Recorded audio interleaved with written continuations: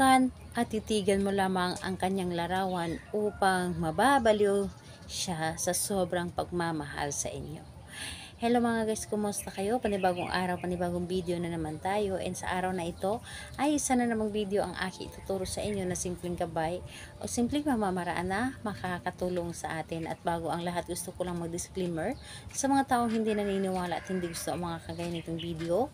Please skip this video and maghanap kayo ng videos na gustong gusto nyo dahil ang video na ito ay para lamang ito sa mga taong naniniwala and gusto mag-try. Sa lahat po ng mga nagko-comment dito sa aking video dito sa loob ng aking channel, mag-ingat sa lahat ng mga nagre-reply sa inyo na dinadala kayo sa kanilang WhatsApp in Imo app upang makaiwas po tayo sa scam. Ngayon po ituturo ko sa inyo paano siya mababaliw sa sobrang pagmamahal sa inyo. Siyempre naman, kahit naman ay sino ay gustong gusto natin na yung mga partner natin ay sobrang mababaliw sa pagmamahal sa atin dahil ang sarap na pakiramdam na pinaparamdam sa atin ng ating mga partner na mahal nila tayo.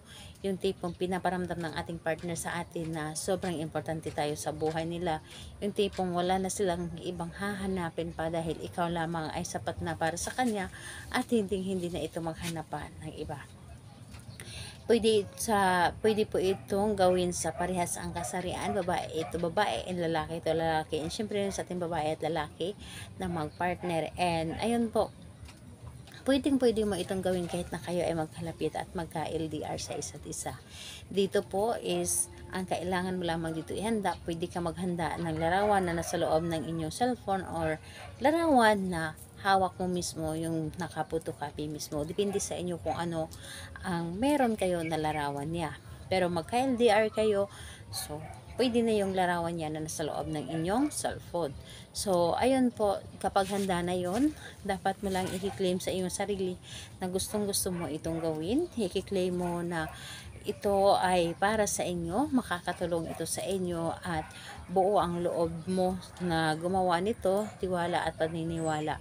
So, ayun po, kapag ready ka na, ay pwede mo na itong umpisahan. So, ganito po ang gagawin mo. Kunin mo ang inyong cellphone or larawan ng inyong target. Kunin mo at titigan mo lamang ito sa kanyang mga mata.